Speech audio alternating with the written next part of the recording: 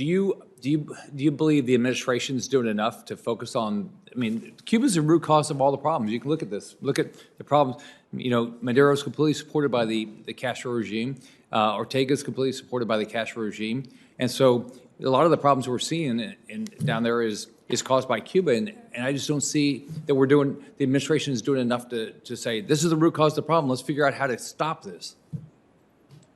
Senator, I think the sanctions that were recently imposed are a strong measure, and we are, of course, across the administration monitoring the situation in Cuba, and we'll take the measures that our foreign policy and are led by our president think most prudent in the interest of the American people and in defense of the Cuban people.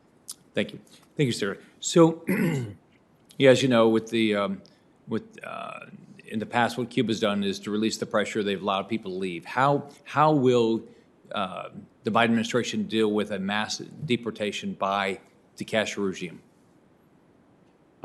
Senator, the laws that address a mass migration from Cuba, not only from Cuba, from Haiti as well, speak to the fact that that perilous journey should not be taken, that individuals will be interdicted, and if they make claims for relief, they will be taken elsewhere, not to the United States, but elsewhere for a referral, for resettlement in safe third countries. Is that consistent with what's going on at the southern border? Is that what's happening there? Because my understanding, if you leave Cuba, you're clearly leaving. You're probably going to seek asylum, and you probably rightfully should be able to seek asylum. So is that the same thing that's happening on the southern border? Is that the same process? Senator, it is slightly different for reasons of history and law, and actually in the interest of the security of the people who attempt. We cannot say this strongly enough, that people should not take to the seas. Tragically, we have recovered more than 20 individuals who died taking that dangerous journey.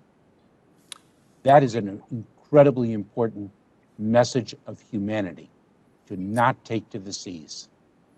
I think this is historic time, and I hope the Biden administration will be more aggressive. I hope in your role as Secretary of Homeland Security, you will be more aggressive. This is our opportunity to stop the Cuban regime and do so much to create stability in Latin America. And so I hope you and the Biden administration will do everything you can to stop the Castro regime right now. The Cuban people have risen up.